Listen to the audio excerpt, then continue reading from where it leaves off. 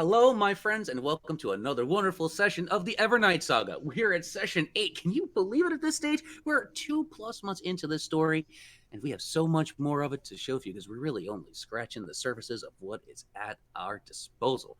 When last we had been together, the very upper realm itself had been dragged into the very dredges of hell by the aid of our allies and even some of our enemies alike. An entire archive full of angels and cherubs was crushed into a complete dust and pulverized debris. And now is where we find our allies, one of which, Norun, has been falling through the air for who could even tell so long at this stage, with an unusually glittering vial in their hand. But we'll have to find out what happens with him in a little bit. For now, we come to our first perspective for the day, Nasha.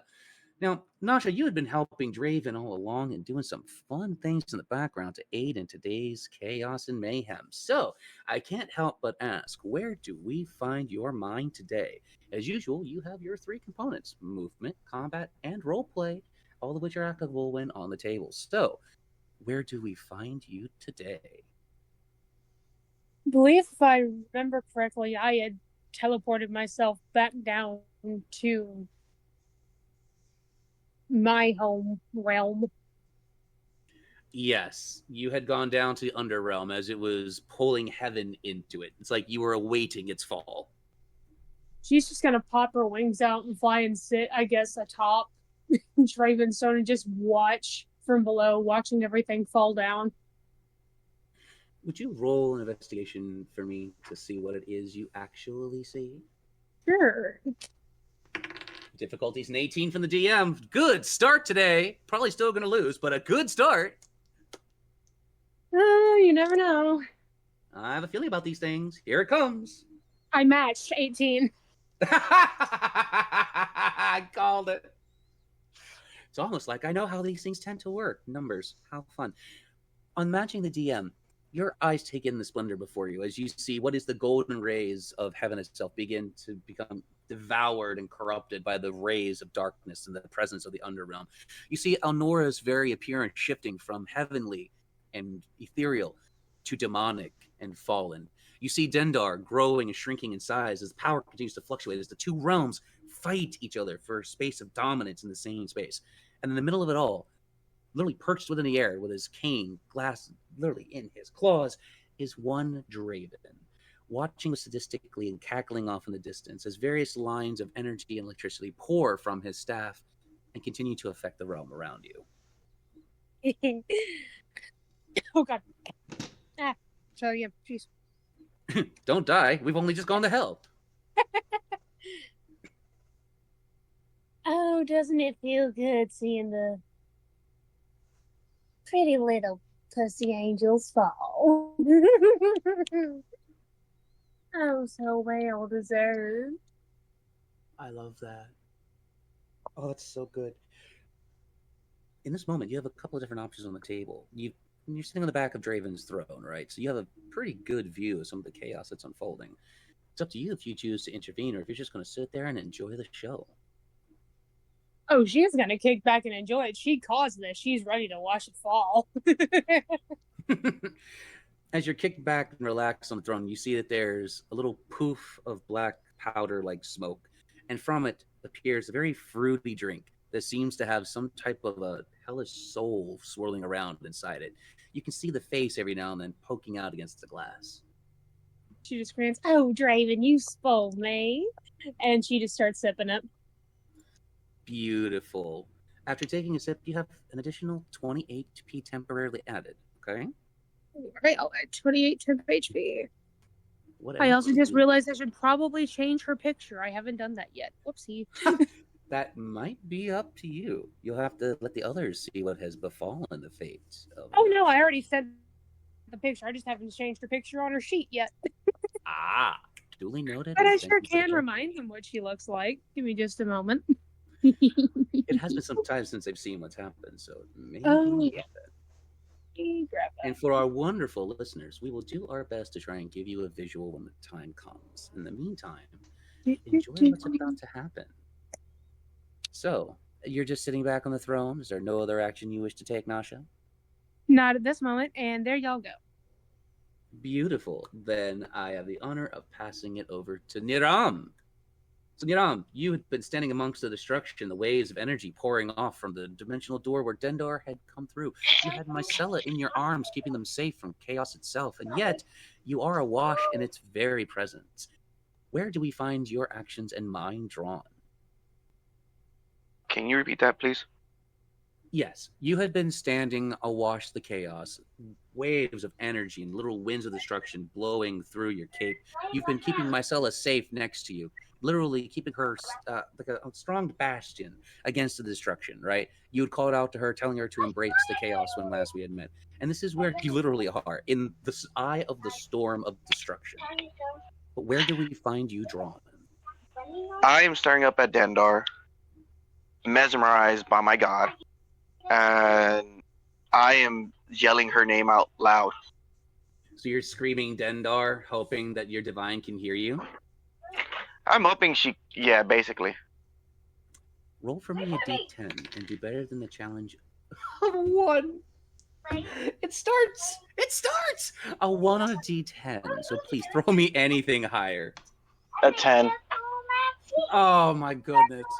On a perfect 10, as Dendar is mid-releasing a giant wave of destructive energy towards Elnora, who is trying to hold it back with her divine presence alone, one of the monster's eyes turn and peers directly at you. And you can feel that Dendar is judging your very soul in this moment, reading you from the inside and out. You feel the actual presence of a god on your mind, almost crushing with its weight, before you hear a very amused, dark, whispered-like chuckle in the back of your mind, before the crushing weight is removed. You have amused your god, for better or worse. I want to help you, my queen. My goddess. Allow me to. As you speak this to Dendar, you see that they pull one of their hands or clawed-like appendages towards their face, blowing a stream of golden dust behind them, and in a light of rune on the side of the doorway that they had still yet to fully pass through, as if giving you a sign of where to target. I embrace it. So you embrace the idea of target? So, with some of your combat abilities, how would you like to attack the dimensional doorway that is keeping part of your god held within the realm? Eldritch Blast. Dendar's Eldritch Blast. Oh, absolutely. We will flavor this in Dendar's Blast. The challenge to smack the door and damage the glyph in order to destabilize the dimensional doorway. That is a 7 from the DM. That's a 17 from the player. Oh, it hurts. It hurts my soul as a DM, but I'm so proud to say you succeeded. That blast of energy leaves your body slamming into the glyph with perfect accuracy, and you watch as little hairline fractures develop all along the gateway before it begins to crumble. And as it does, more of Dendar's splendor passes through. The realm continues to distort as more of their presence is seen, and Elnora falls to one knee. You see the holy light that they emit is starting to flicker, as if something is starting to take the very light out of them. I just stare in glory of my god. I want to end my turn. Leave it on suspense. Ooh, okay. All right, I see you. And we'll see what you're contemplating on your next turn.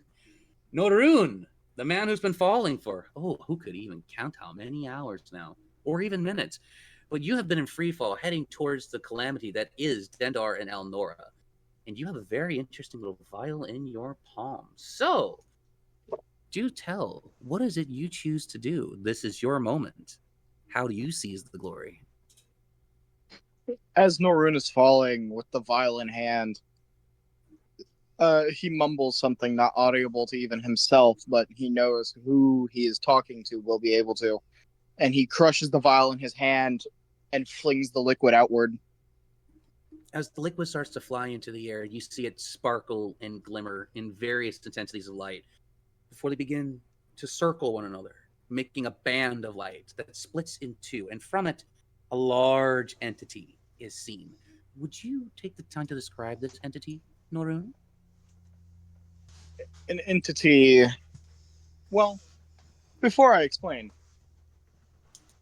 there is two things that could be done here. Mm-hmm.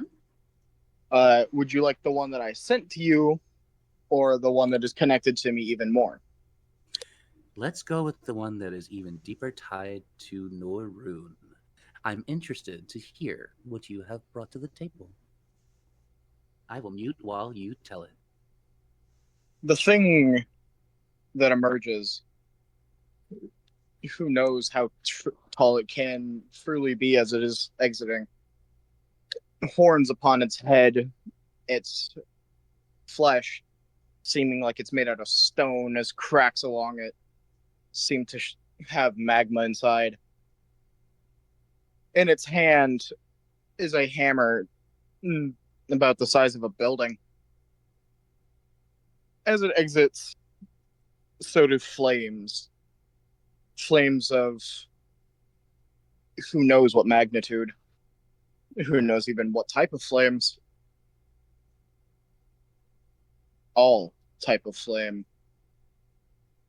As it comes out of the portal, Norun yells one word. Starkiller! On the utter of that name, it's almost as if a cataclysmic bolt of energy strikes to the center of heaven and hell. And you begin to see a fracture in the sky. The very embodiment of a large hammer is seen off in the distance as it attempts to strike down on the calamitous action before it. I must roll for what is about to happen. For when the might of three strike, chaos can only be in its wake. And that can only mean one thing, my wonderful players. Chaos magic is about to be in effect. And nor you are literally in free fall, heading right to the center of its apex.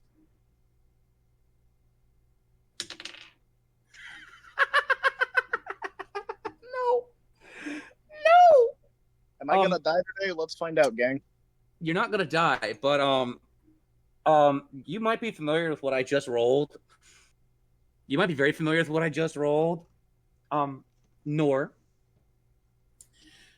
as you have smashed the bottle on the ground and the giant entity pours forth and starts to change reality around, right? Mm-hmm. The hammer strikes and it bounces off this golden dome that is being made to protect Elnora and Endar, right? As the dome shatters, all of the fragments converge into one changing amorphic blob before it begins to take on a shape. A very tall, spine-covered, almost reptilian shape. A shape that normally sends fear into the hearts of all that see this entity. For I bring to you Terry the Tarask. Ah, yay.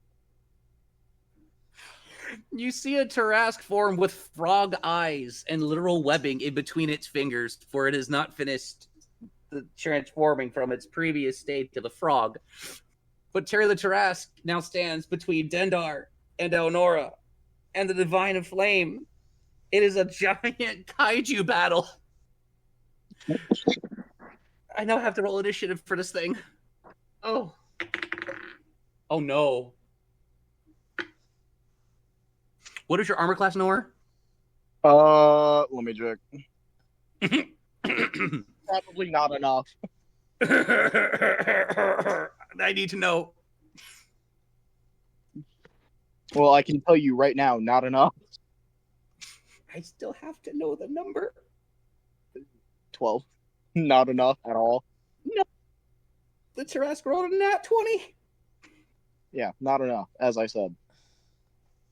The Tarask rears back its head and blasts forth a giant beam of energy that is known as an improved Eldritch Blast.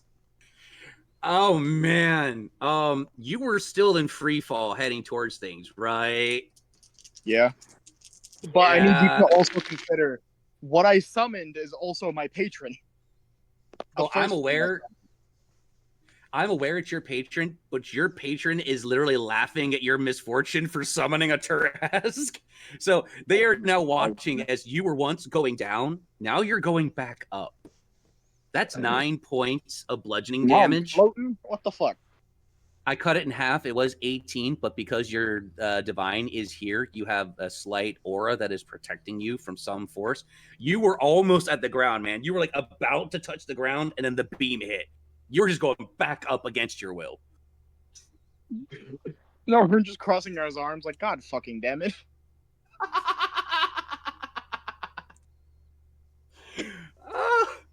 I'm sorry, but I'm not sorry because that's the will of the dice.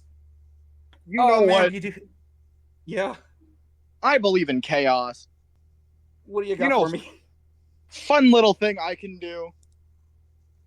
What have you got? Primordial flames. Oh no! You're gonna try that now? Oh no. I'm doing it out of chaos. Where is your target? And you're gonna have to roll for me your chaos magic. Oh man. Oh man. I knew tonight was gonna get wild, but whoa, we're really getting off the tracks tonight. Go to the wild magic table. Let's see. I'm going to aim for the Tarask. Who would have thought? Yeah, I kind of figured. Wild magic table is up. You have a D10 to activate. What are you rolling? Well, now I don't know. I accidentally threw my D10. It's okay. I have like 20 of them.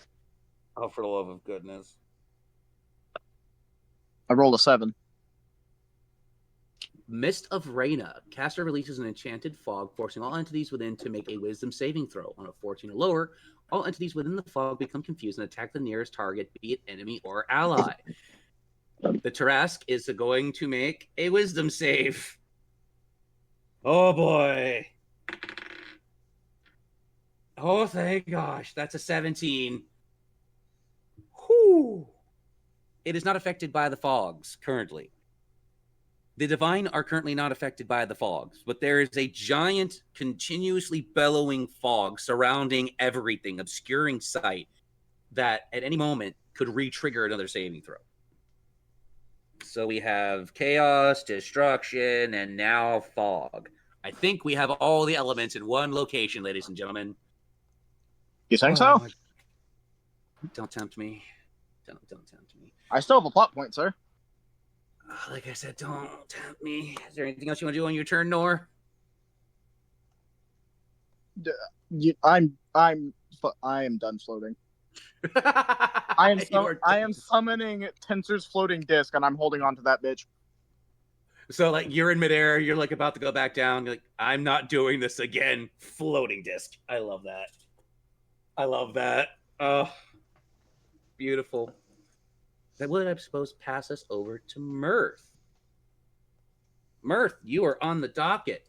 So, my friend, how do you take the chaos that is happening before you? There's 2 gods, an elder demon, and a Tarask, all in the middle of heaven and hell. Sounds like the entrance to a bar song, huh? Yeah, that's something.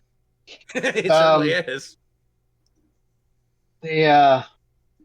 He looks around and he's like, he's having a pretty good day. And then he kind of just gestures around. He's like, and then this.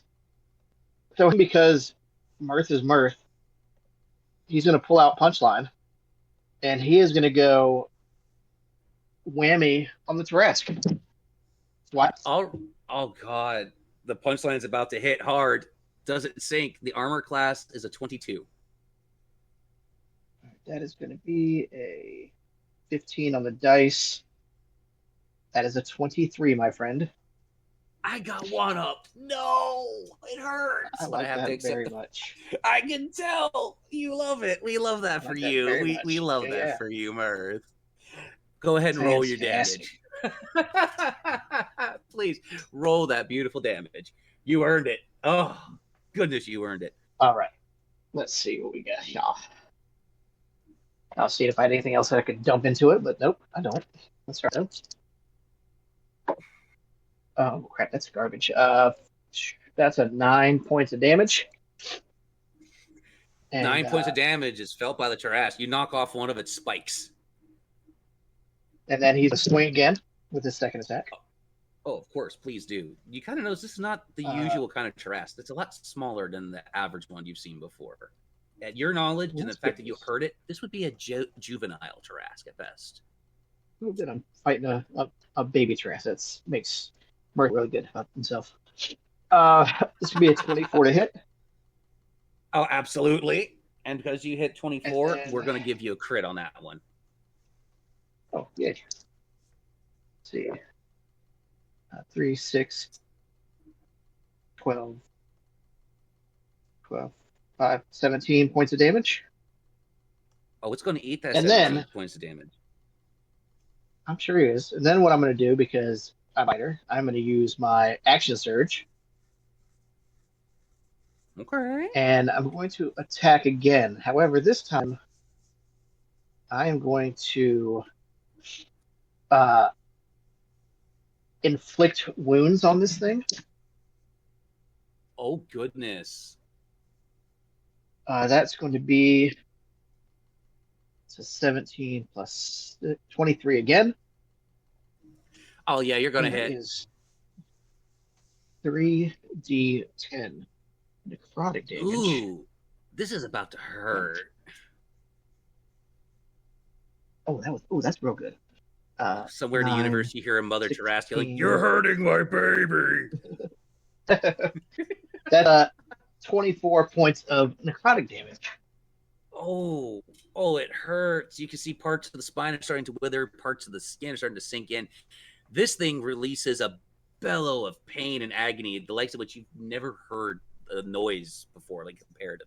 Never. Nothing has hit your mind that sounds like this to you. I look at that and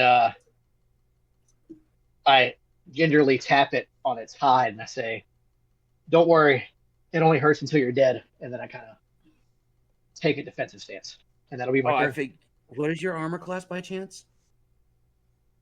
My armor class is a 19. 19. Due to doing a fair amount of damage to the creature, it's going to react like any child would, and is going to throw a tantrum to feeling pain. It's going to try and bring one of its big feet down towards you. Reasonable. That is a 29 to hit. That just hits. Yeah, just shit. Thing rolled hurt. Okay, so on a stomp, which is a basic unarmed strike, you only get 2d6 worth of bludgeoning damage. Oh, That's 9 points of damage coming your way. So like you get stepped on by the Tarrasque.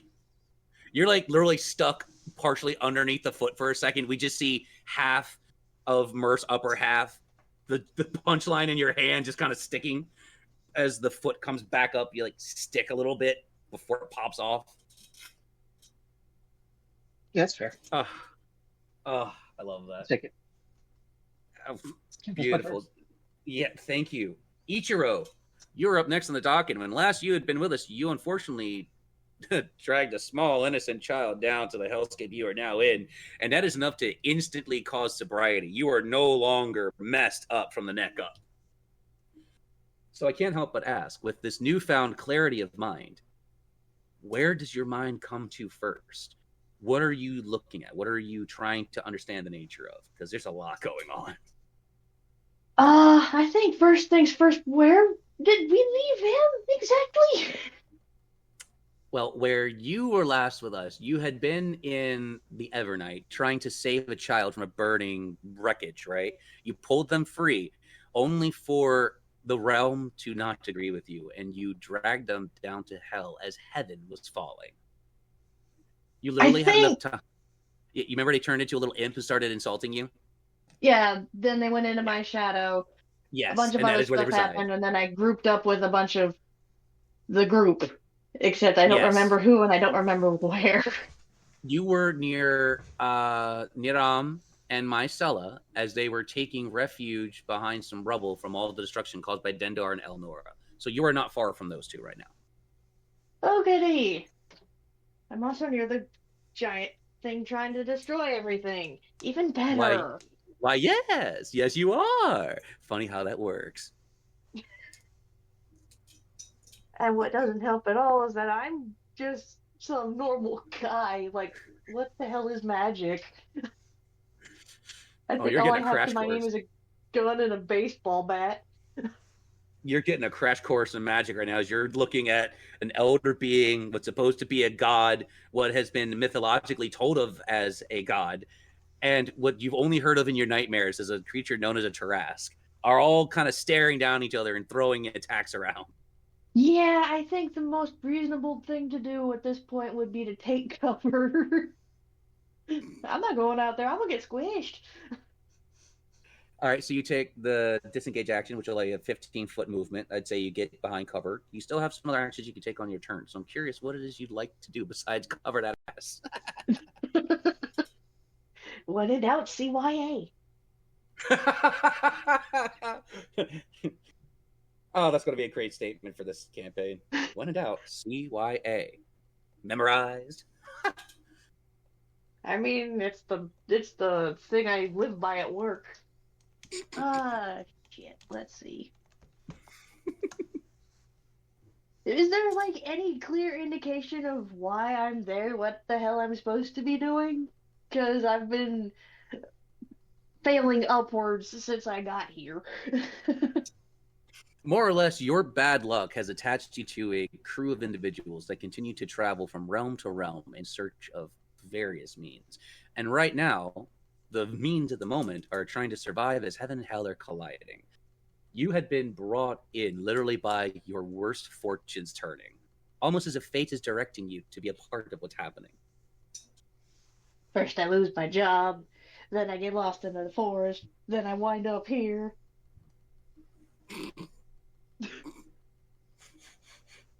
Oh, that's good. That's good. Oh, the Ichiro workday gripe statements. Oh, I love it.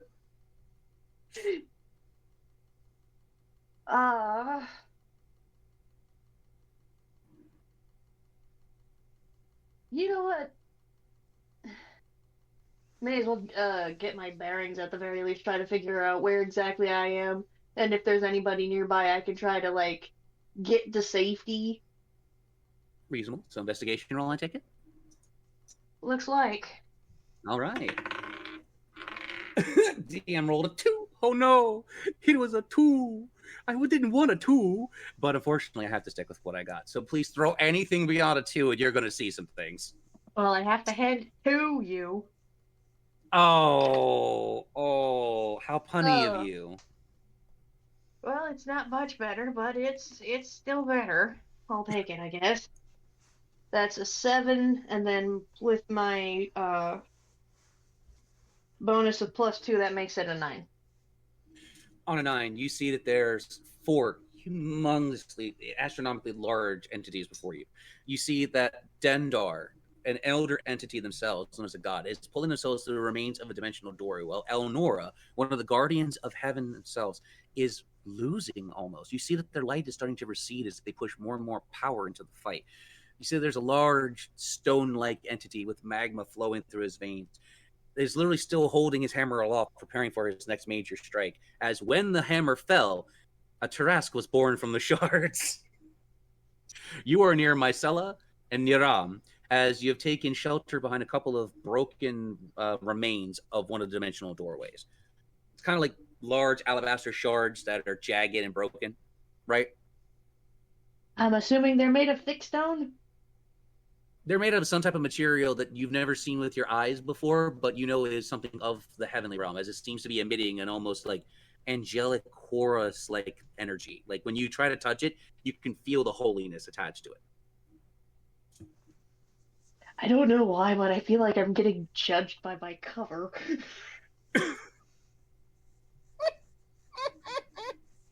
Put a hand up to the wall. I think I'm being judged right now. Well, I I love mean, that. I literally did just bring a kid to hell and then immediately get bitched out by my mom afterwards for it.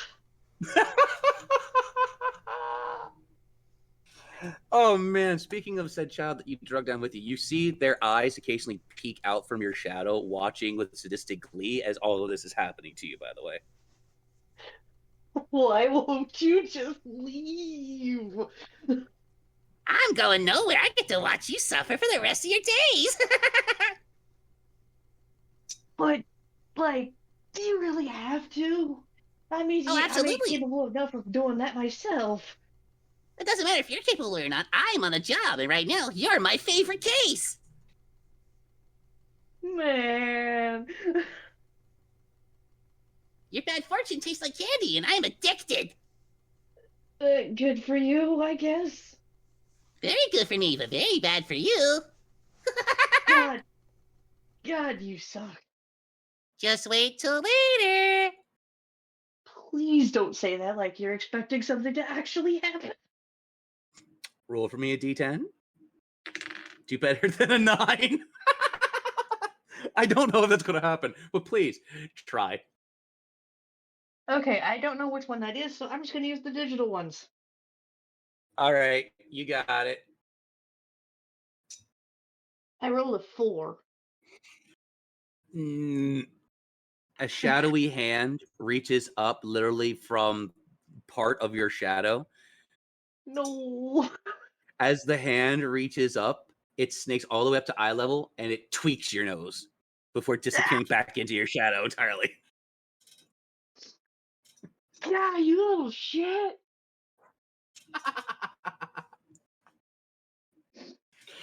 Oh man. Oh, I love that. You're What else lucky would you my like to morals won't let. I'm gonna just real quick. You're lucky my morals don't let me kick little kids' asses like yours, or your ass would be so fucking dead right now. I'm already dead thanks to you, and I'm loving it.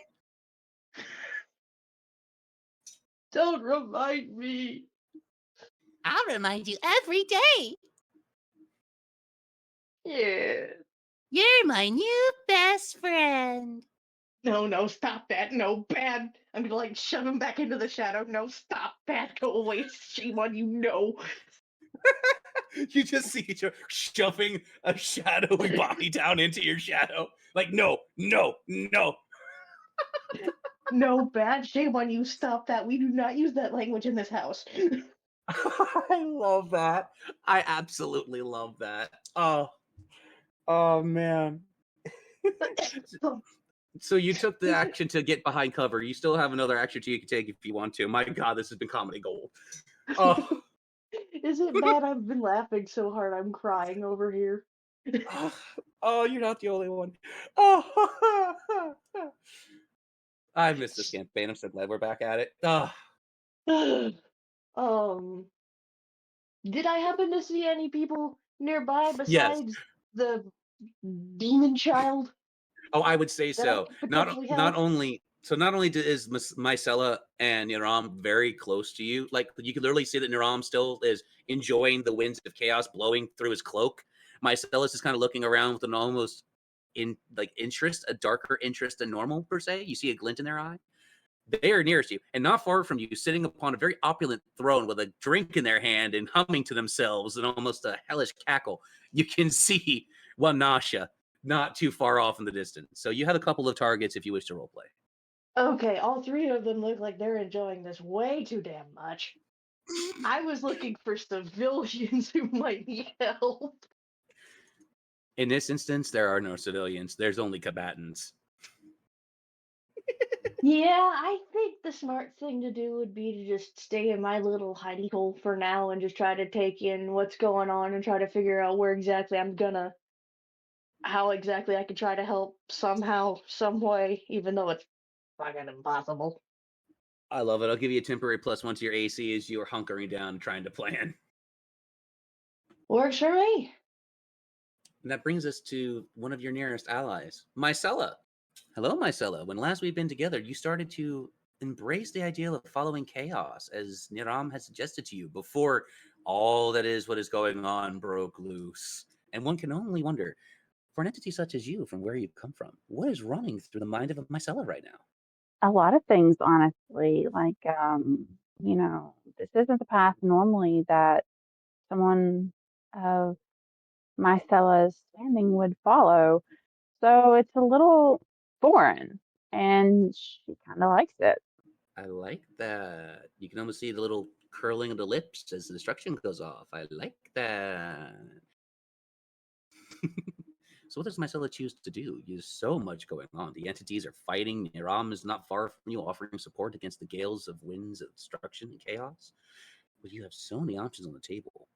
What do you choose to do? So, I would like to turn around in Naram's embrace or whatever, and I want to pull out my longbow, and I'm going to shoot at the Trask, I think.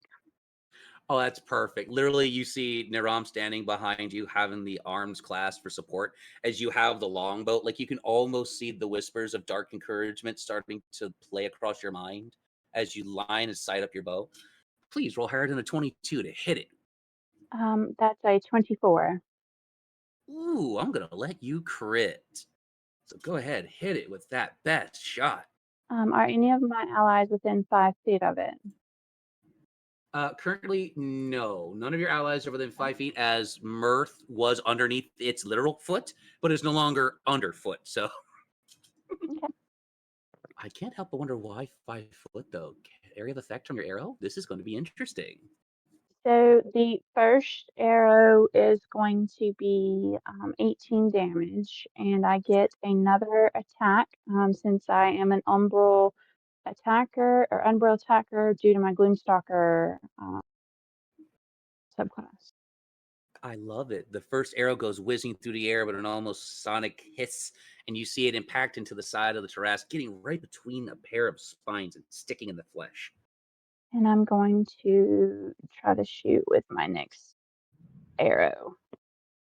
Oh, yeah. Notched along the U, ready to pull, and sighted. I rolled a 23 on that one. I'm going to give you the crit again. Anything that's over a 20 at this stage, since it has such a high AC, is a guaranteed crit for this encounter. 17 damage on that one. Ooh. Oh, yeah, that entity feels it. The Tarrasque is feeling the fact that people are just pinging it, and slamming energies and arrows into it, right? And it's a child. It is not thinking very clearly because it is nowhere near mature enough to understand the danger that it's in.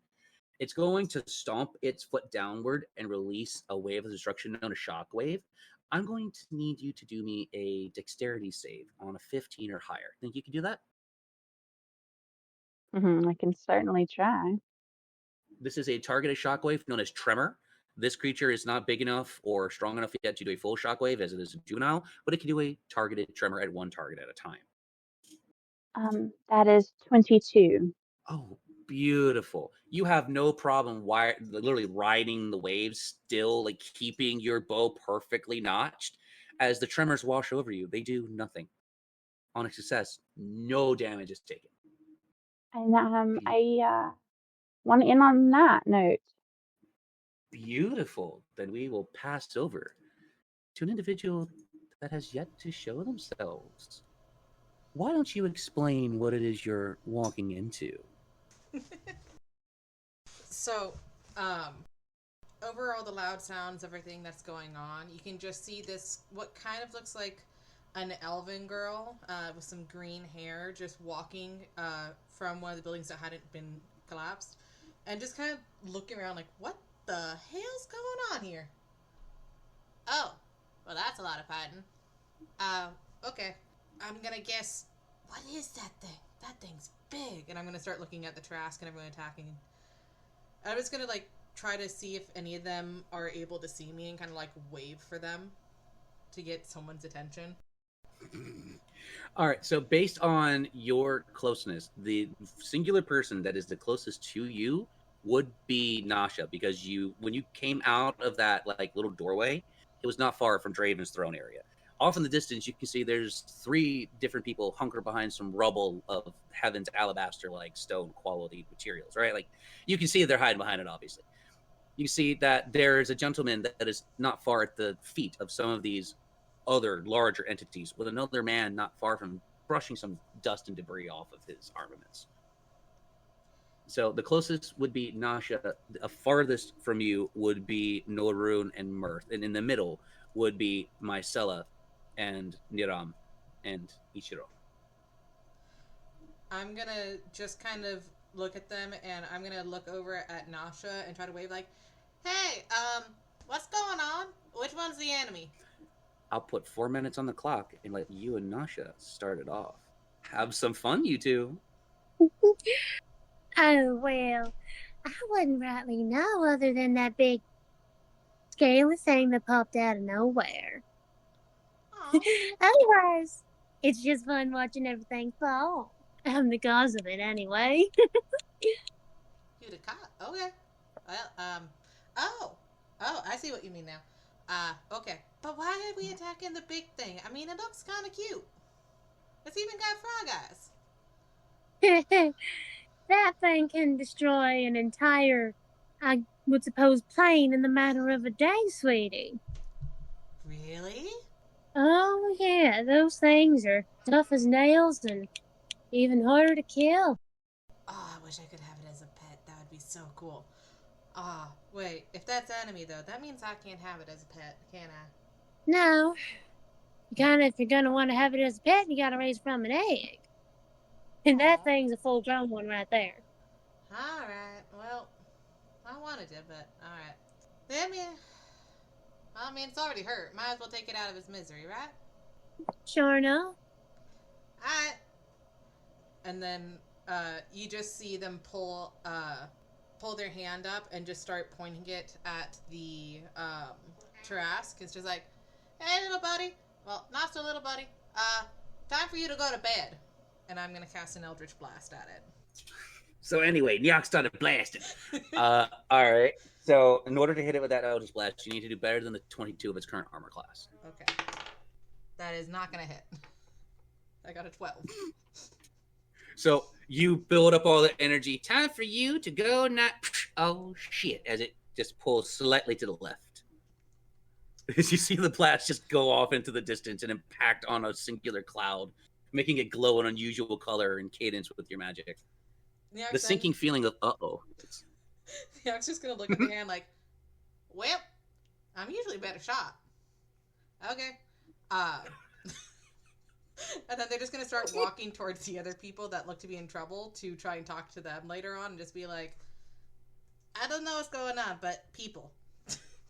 All right, so I'll give you a choice of groups. You can either try and head towards Mycella, Niram, and Ichiro, or you can try and head towards Mirth and Niram. And Norum, sorry. Let's do Mirth and Niram. All right, so Mirth and Norum, perfect. They are the ones that are at the lowest capable area. They're down by the feet. I misspoke, so I'm correcting myself. Sorry about that one. So you're going to begin making your way that way, right? You can literally feel energy underneath your feet as you step because you're from one of the higher realms. You don't quite touch the ground. You know, you hover just a couple of inches off it. That's just how privileged Nyok. You're walking on air. It's beautiful. Like there's even a little ching sound when it happens. Oh, and that brings us to one of my. Oh, this is gonna be so fun. Magnus. Magnus, before heaven and hell began to merge into one realm, you had received word from your intended that they had been pleased by your actions. And it's not far off that you notice that Draven is in the sky, heaven and hell is falling all around you, and your ring is starting to vibrate at an almost uncontrollable pace. Could I speak through it and ask what's going on? Absolutely. As you whisper to the ring, what is going on? You get flashes of images because Regretta is so pleased she can't even begin to speak. You see that heaven is starting to be taken over by hell. Draven is starting to grow in power. He's approved of the wedding plans. They've even got a caterer. He's approved of the wedding plans? Oh, hell yeah. Everything is going exactly as Regretta wants, to the point where you're not even feeling pain from the ring pinging you so much. You're just feeling an unsettling amount of dark glee. And you start to realize, uh-oh, you have to arrange for the dowry still. As heaven and hell are falling, you're going to have a conversation with your future intended over what the consequences are going to be of that and how you're going to negotiate with their father, who's literally taking over heaven as we speak. What type of payment am I giving her?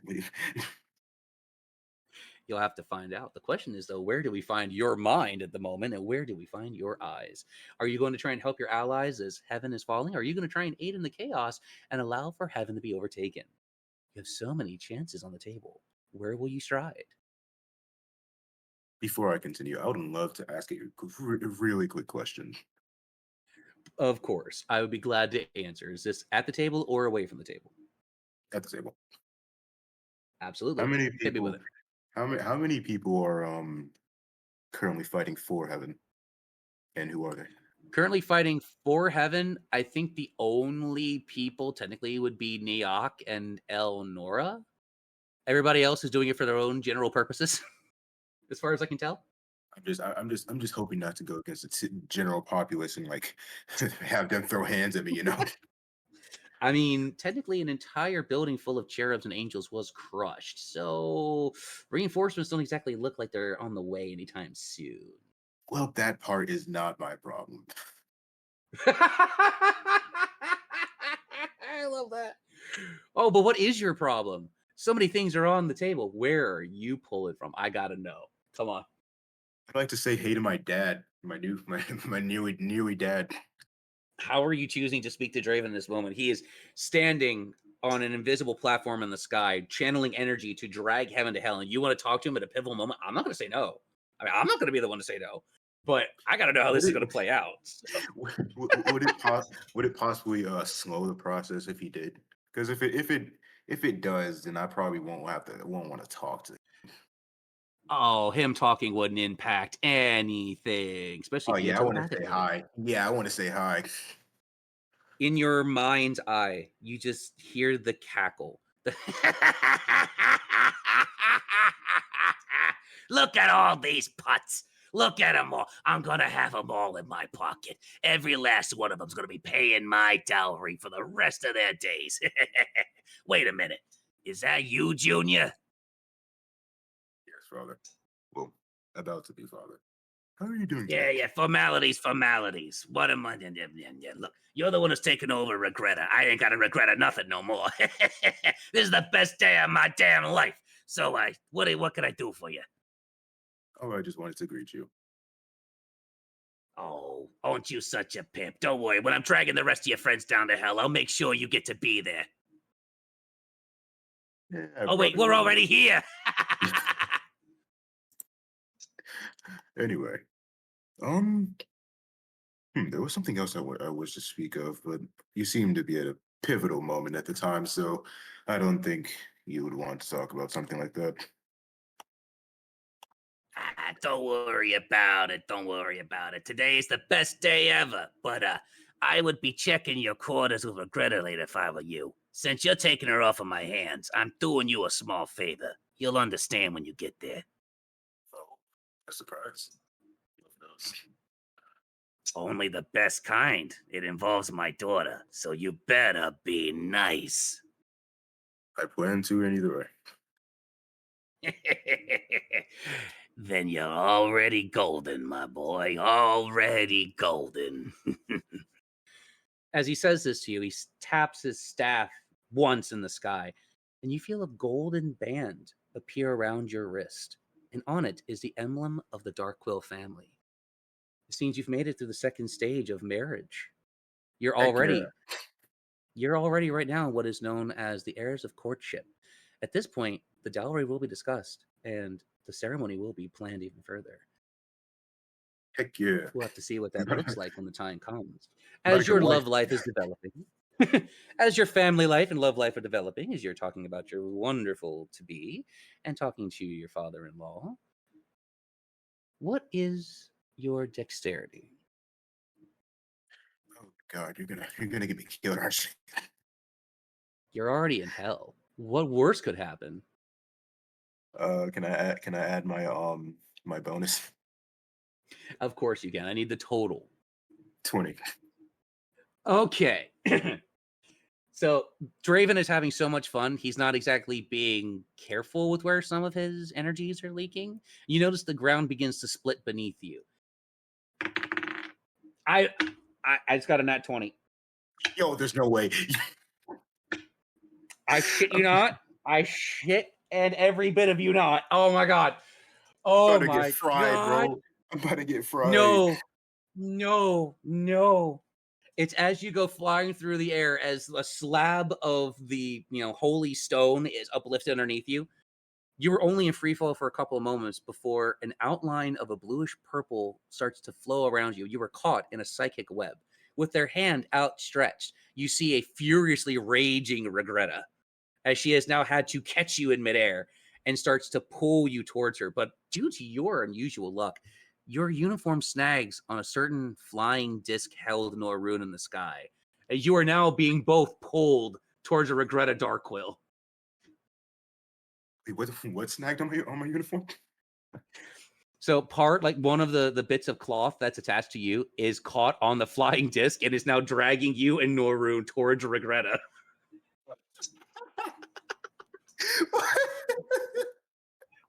I'm sorry, Nor. I'm sorry. I didn't mean to. So in midair, right? There's you glowing with this blue and purple aura, being pulled, like your arms are pulled backwards in the atypical I'm being summoned position, and behind you, almost like a demented kite, is a Norrune just swaying in the air on that glowing disc.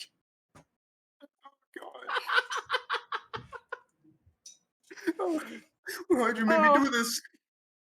You rolled, not me. Although that would bring us back around to Nasha. Oh my gosh. Nasha, you have been watching all of this with a sadistic glee, obviously, cackling in the distance, sipping that beautiful hellish Mai Tai. Where do we address you today for this? I gotta know. What's next on your docket? You're already 1 for 0 on your progress for your quest. So I had to step away to get a drink. What exactly happened to the future prince? What? To give you an idea of what happened. All I heard, So the last thing I heard was you got a nat 20. Shit, you not. He failed the dexterity save because DM rolled a nat 20. A slab of holy stone flung him up in the air. Regretta, being pissed off that her husband-to-be is being put in a line of fire, grabs him with a psychic hold, but because of the flowing tassels that are attached to his garb, it catches the flying disc holding Norrune, and now they're both being pulled towards a Regretta, who is looking very visibly pissed. Oh, God. I'm gonna shoot something toward the disc, so that way it's only the guy who's supposed to be getting pulled towards her. Sorry, Naru, but you're probably about to be falling again. Oh no! Oh no! Oh no! This is okay. So you're gonna try and target that very thin piece of thread that is pulling the disc. Yeah. Okay. Oh my god, I have to roll for this one. I don't even want to put a number on it. I want to see what the fate decides is your challenge for this. Oh my god. No, it's a nat 1. So whatever I do is gonna work. Oh no. She kind of Of all the time. takes Please a tell me what dagger in her tail and just throws it. Oh, This dagger. Oh god, this dagger takes off like Mach 12. You just see a giant sonic boom. so here's as the it just thing. You know how you got a nat 1? Yeah. I got a nat 20. Oh god, no, it hurts. It hurts my soul. Oh, okay. So not only do you manage to sever the thread, okay, because that knife passes through it perfectly, it manages to ding off of the disc in such a way that it changes Norrune's trajectory. He starts barreling down towards the ground about 15 foot right above it. He has enough control over the disc to even out and catch himself on the ground before it sputters and fails due to making contact with a physical object. He is on the ground, but my god, there's still... Okay, so he's down to the ground. He starts spiraling towards it safely as you just watch Magnus being pulled through the air towards a furiously pissed off and enraged Regretta. Oh man, that was a beautiful hit. Thank you for that 20. You're welcome. Oh goodness, really much thing to do. Oh gosh. And then she just flies up a little towards Regretta. Hope that helped you out a little, honey. Don't go too hard on him. Those mortals are so... Oh, how did we say it? Frail nowadays. At least compared to us. And then she just goes back to kicking back against the top of the throne, sipping the Mai Tai. even in her rage, you can see the tiniest little smirk developing around Regretta's beak as Magnus is pulled in faster as he previously was. Like the whole "they're fragile" thing is not rubbing her the right way. She's about to prove you wrong. And she just looks at Magnus. You got good stamina, baby. She's gonna take you on a goddamn ride.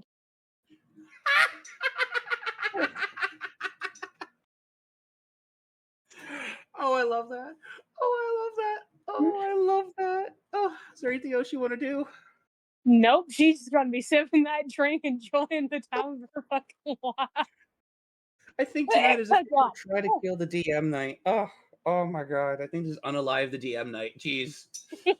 Jeez. That brings us to Niram. Niram, how can you help Dendar the best today? Huh. What is she destroying currently? Currently, she is trying to overwhelm Elnora and literally rob the divinity of her so that she can fall and be tainted. Sorry, Elnora. I'm doing it for my god. Sorry, not sorry when? I want to throw a concentrated Eldritch Blast to Elnora. Ooh. Aiming for her head. You're going to attack an elder god directly. Oh, okay. Armor class. Let me see. I got to bring up the stat page real quick. I didn't think I get this far. Okay, that is an 18 for Elnora for her armor class. And that's a 19 for the player. Oh shit. Oh, you're gonna hit all right. There's gonna be consequences. But you're gonna hit. Oh. Divine god of nightmares and the most powerful deity. You're channeling the might of Dendar as you blast into the head of Elnora. Roll for your damage.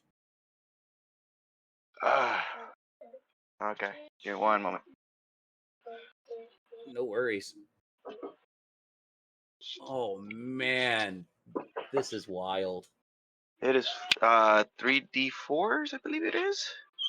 It should be. Actually, it should be higher than that at your level, right? Because it's equal to the number of spell slots below it when you cast it, right? Yeah.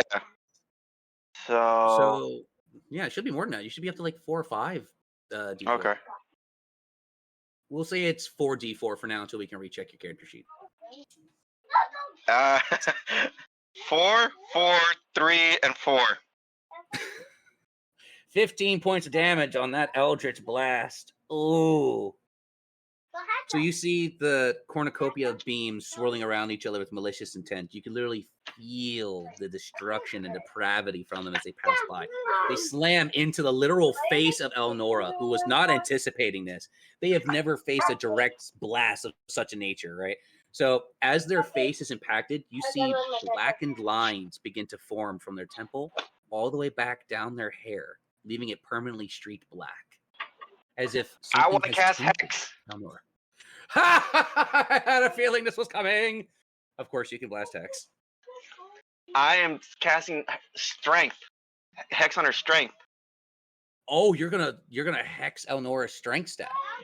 Yes. All right. How low do you take it? So hexing would be.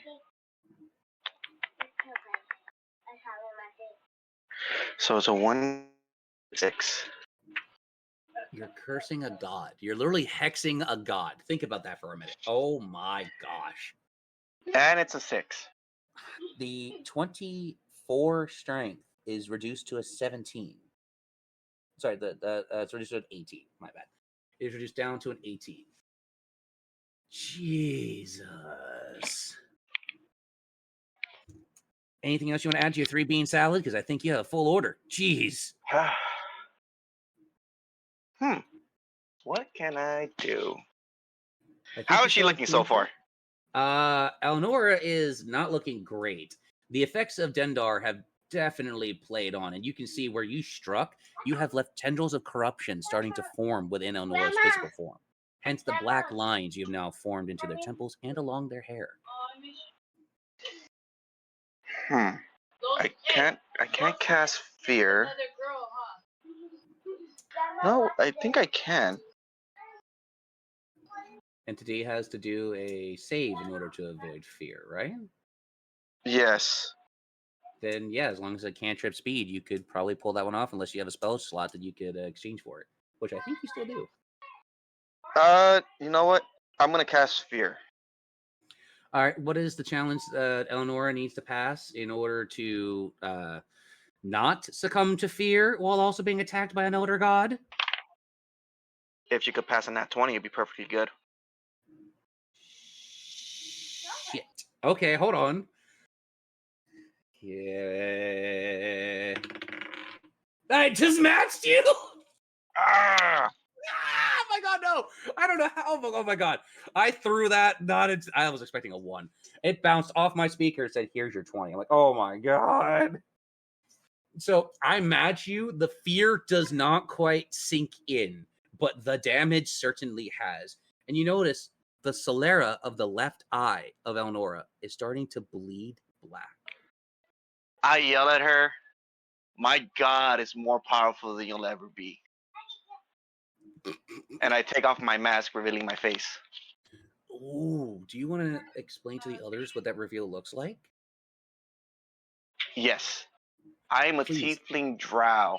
I am an abomination of the drow. So my horns are that of a ram's. My eyes are black. My pupils are red. My skin is that of ash purple. And I have black and red hair. I love that. I love that. You're laying this insult out as you reveal your appearance. That is perfect. Thank you, Niram. That should bring us to the man who fell from the sky, but in a mostly controlled manner. Norun! After so many years, you're no longer falling! But my question is, Nor, what is it you choose to do in this situation? You've got so much going on around you. Chaos and mayhem galore and more. Can I investigate to see what I'm closest to? After being yoinked? Yes, after being yoinked, absolutely you can. That's a 2. Can you do better than a 2? I think I can do better than a 2. Watch me roll on that one. I'm waiting for it. Please do better than a 2. I did a 14. Oh yeah, that's a lot better than a 2. That's a lot better than a 2. You notice that when you landed, you were just off the outskirts of what was once the remains of the architects and like the whole halls of knowledge. It's just rubble in the ground at this point. There's just a smoking crater. There's not even a cracked halo left. All right, it got completely obliterated. But you managed to find a safe patch of land. It's like little flat, maybe a little rugged in some other areas, but it's just safe enough for you to land from that disc as it literally petered and sputtered out due to the contact of the strike. So you are on the ground, you are safe, you did not take any damage from falling, but you are at the feet of giants while others are attempting to disrupt the chaos. So I can't help but wonder, what does Norun do in this situation? He looks to his god. Fair enough. What do you ask of your god in this situation? What do I do? A gravelly, strained voice speaks in the back of your mind. And when it does, you hear the popping of wood and the searing, right? You can hear the burning of magma and the movement of volcanic action. And you hear a singular word, clear as day. Fight! Also, I completely spaced out on the Tarask situation. What a phrase. I spaced out during the Tarask situation. That's The Tarask is in pain. Yes, it is very much still around, and it is in pain, but it is not dead. Elnora has received pain. They are not dead. Dendar has received no damage quite as of yet. And your divine is literally just standing there watching the chaos and knowing they can only do so much. That's why they whisper to you. Well, did I get any hint on what to fight? Oh, I would say so. You and your interior spark have zoned in on Draven. Oh, fuck. I'll let you roll for another target. Nah, fuck it. We going. Look at the man taking heaven to help. We ballin'. Well, to be fair, I'm not from anywhere here. No. Of No, anyone, you are especially not. because my divine is here. Of anyone, I think I'm the only one that's susceptible to just fucking attack everyone. Probably so. But if you're aiming for the bird man, how do you choose to pluck the feathers? How do I choose to pluck the feathers? Mm-hmm. Well, you see, I have a special little spell I got from my god called Surtur's Blade. Oh, goodness. You're going to try and use Suture's Blade on Draven? Yeah. But All right. I'm going to modify it. No, Okay. modify it live. Instead of just being normal flames, it's going to be the primordial flames. Here comes another chaos roll. Chaos plus damage. Yay! I have to roll to hit first. Chaos damage. Okay. First roll the damage, and then we'll roll the chaos. We'll have to roll to see if I actually hit him first. Yeah, the Tarask is one thing. Draven is another. You want the armor class, right? What's his armor class? It's a 15. I don't feel like that's all there is to it. It's a 15. Is it really just a 15? Before you do anything, it's a 15. When you choose to take actions and stuff, things can change. But right now, as you asked, it's a 15. Okay.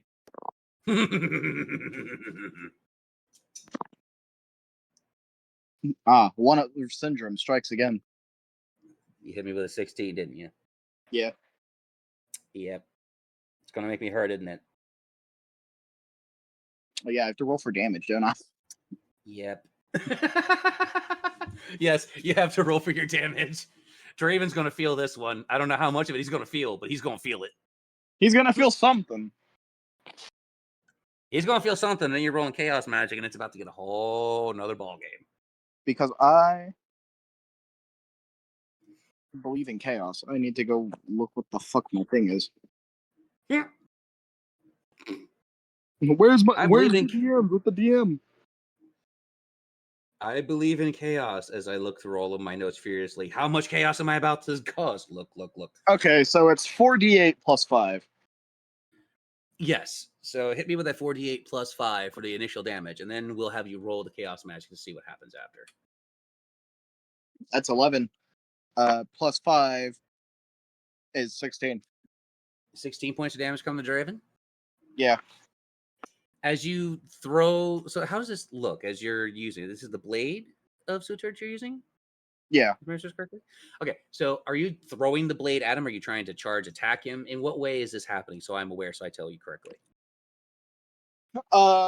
Since I'm using the blade, since I'm the one using the blade itself and not like anyone, not throwing it to someone else to use, Mm-hmm. I don't have to directly make it look like a blade.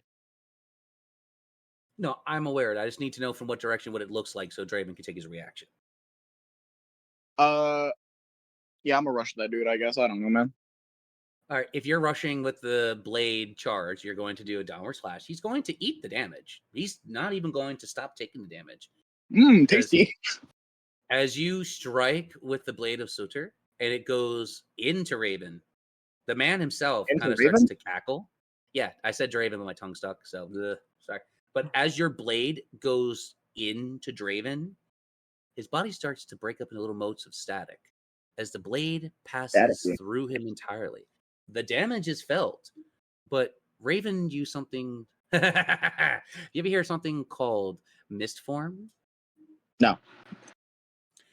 Draven's body breaks up into interior parts of a fog-like mist as the blade strikes through him, and on the return, the body reforms immediately after. All physical effects of the attack are felt, but no damage is seen.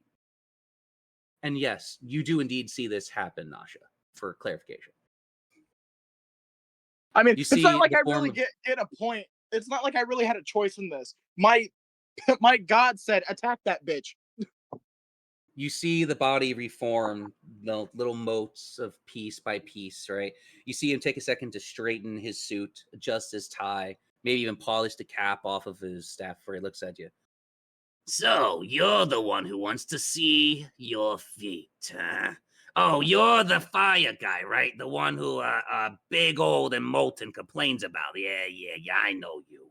And I have something planned for the likes of you. You like to play? Let's play. What is your armor class, Norun? We've been over this. It's 12. We already went over this. I have to ask for continuity. Thank Either way, you. don't we also have to roll for the chaos part?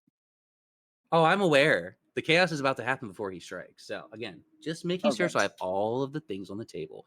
Chaos magic, please. 1 through 10. What does it land on? I think that's a 9. I think I'm about to check my work. Just a moment as I've referenced what fate you have now befallen everyone, including yourself. Just a moment. Wow, magic table. Oh no! Norun, have you ever what happens when you drag an entire party out of a realm to another one through chaos magic while things are happening? Huh? You rolled Dimensional Rift. Oh, yay! That's fun. Do you remember it was a Dimensional Rift that originally brought Ichiro to everyone and altered their fate? Yup. Am I altering Yeah. things? Oh, you're altering things big time, all right. I'm going to pick I feel like one I've done of our... something I shouldn't have done. Oh, you have just handed me a golden egg, and you don't even realize it. I'm going to ask one of my Do I players eventually based get off to get the damn thing that we left in Evernight? We'll get to it when we get there, quoting a famous movie. So here's how this is going to work. I'm going to select one of our players to roll for me a d6. The determination on the d6 will determine what realm you all now head to. So, Mycella, if you would, our resident dice goblin and creator of such amazing dice that have been helping to enjoy and ruin people's lives tonight, roll us a d6 and tell me the results. 1. A 1, you say? Oh, no. Well, see, you all were originally in the realms of heaven and hell as they were starting to fuse and become one.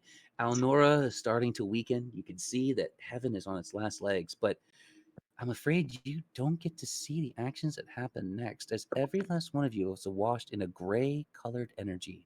And in a blink, you disappear out of the realms of heaven and hell, flying through tunnels of extending light, hearing noises of distorted reality. All of you come to be in an unusually desolate area.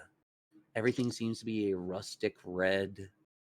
You see there's large mountains, and off in the distance, you see there's a large structure made of various pieces of interwoven metal and what appears to be plastic tubing almost. It's kind of clear and see-through. There's stars everywhere. Luckily, you can breathe currently, for the magics are protecting you, but you are so very far from any realm you've ever seen. And since, Nor, you're the one who caused all this with your chaos magic, would you like to roll for an investigation? Yo. Do better than a 2. Please do better than a 2. Please do better than a 2. I need This this. is the second time it's happened in a row. Yes, this is the second time. Can my die stop being a little shit?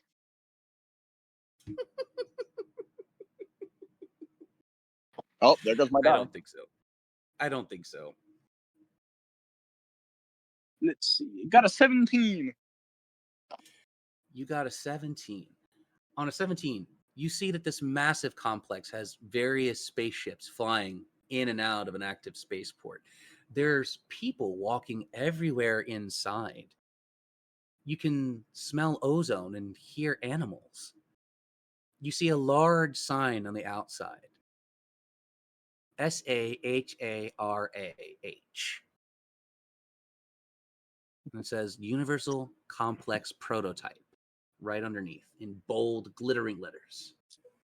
In other words, for the listeners who can't spell, Sahara. That is true. You are not far from the outskirts of the spaceport, within the general area that provides oxygen to those. You see it's bustling with activity. There's all type of people here from all race and all walk of life. They're doing various jobs, carrying large crates, talking into receivers, signaling ships in and out of the spaceport. This is a very active place. Interesting. Indeed. Whatever do you do? Eat an ambrosia berry. Ambrosia berry goes in, no problem. Tastes sweet. What does that do? I get 13 AC instead of 12.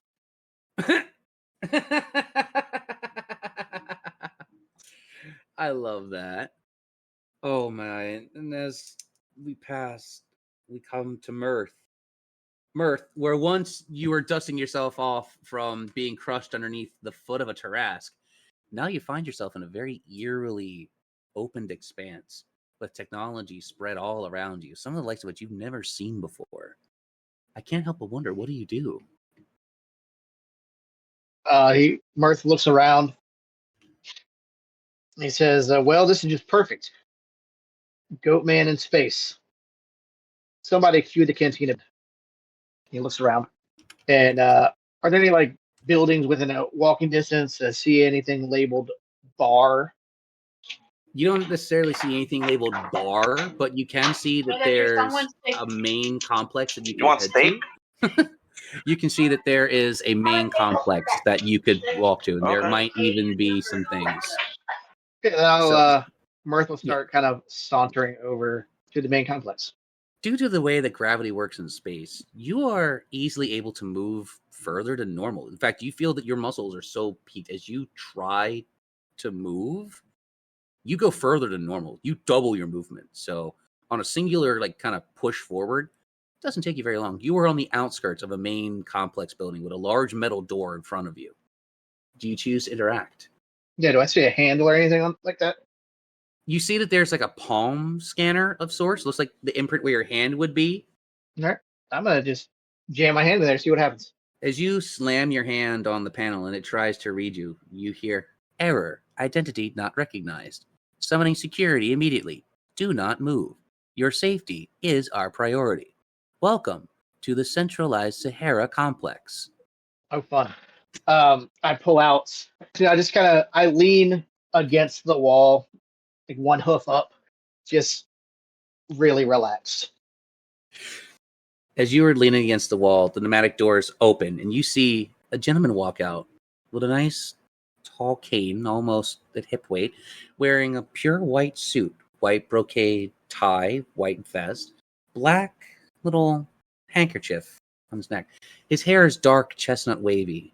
And you see there's a name tag, bright, with the name Ollivander right across the front. Well, what brings you here of all places? Wait, you shouldn't even be here. You don't match any of our chronological records. And he starts tinkering with a little device on his wrist as he's looking you over. Yeah, no shit. I shouldn't be here. I'm just trying to find a drink. I'm sure we can find you a drink in a moment, but I need to check your tachyon particles. Something is wrong here. You're not from this universe, are you, my friend? What gave it away? And I click my heels together. Why, my friend, you look like someone who's appeared many times here before. He turns his little monitor on his wrist towards you, and you see engraved on one of the cave walls within somewhere on the planet of Mars, there's an embossment of you and your crew. All of you have been carved along the wall side within this cave, and there's pictures from a recent exploration. Well, clearly I'm famous. Why am I getting this third degree? Fetch me a drink. Roll persuasion and do better than a 17. Ooh, that's unlikely, but I'll try. Come on, Mirth, you got this. Oof. So close. 15. Mirth did not have this. You did not manage to... Okay, so just so I clarify, because I was checking data. You did not manage to make the check? That is correct. Ollivander looked you over once, twice. It doesn't matter if you're in the Hall of Records. I can't just give you alcohol when I don't even know where you're from. He does a biometric scan, and you hear a ping. Ah, I see. You're from... It can't be. It simply can't be. What are you freaking out about, Olive? Are you from a place called the Evernight, by chance? What are you, a cop? You're coming to my facility and you're asking me questions like that. Semantics. Answer the question. Are you from Evernight or not? I must know. Are you writing a book about me? You see the man smack a hand to his face, start to drag it down from eyebrow to chin. Do you choose to answer the question? I mean, I'm a lot more talkative once I have some booze. Try for a second persuade roll. You're like, I ain't giving up on this liquor. That's an 18 this time. Huzzah. On an 18, realizing that he's not going to get anywhere with you until he just gives you what you want. He begrudgingly taps a couple of sequences in on his wrist, and you see a small droid with kind of like band-style tires roll out to you with a singular drink on a little postern. And you hear a sarcastic little remark from the robot. Here's your drink. Thank you. I grab the drink, I tap him on the head as a thanks, Wally. And I take the drink down in one gulp. I look at old Olive over there and I say, yeah, I'm from Evernight. It's as you say the word Evernight and the numbers start to click in his head. He's like, it can't be. We lost track of them centuries ago. It simply can't be, but it is. You must be the lost exposition. You must be the lost ones. He drags you, like he starts trying to pull you inside the building. Come, our time. We are so late. We must have you now, quickly. You must understand. I smack his hand like a child, like smacking an adult, like, yo, don't touch me. Not even paying attention to the fact that you slapped his hand away, he starts rushing into the facility, leaving the door open wide behind him. I hold the door open and I kind of whistle to the group. I'm like, hey, they got drinks in here. Oh, that's beautiful. Is there anything else you want to do, Mirth? No, that's my turn. Thank you. Actually, no. Last thing I want to do. Is the empty glass I have in my hand. I want to throw it in the air and see how high it will go. Due to the way that gravity works, the fact that you're on Mars, as you huck that thing as high as you can, it just keeps going up and up and up until you can't even see it amongst the background of the stars anymore. Nice. That's it.